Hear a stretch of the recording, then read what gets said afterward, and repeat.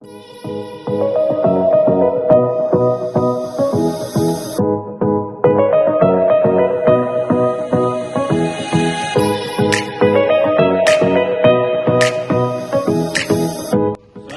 warahmatullahi wabarakatuh. Kami Organisasi Tentang Pelayanan Lingkungan mengucapkan terima kasih kepada Bapak Menteri Hukum dan HAM Republik Indonesia yang telah memberikan program vaksinasi di rumah dalam pencegahan COVID-19.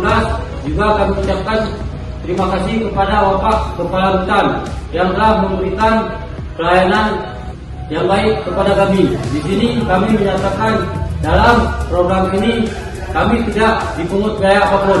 Sekali lagi kami ucapkan terima kasih.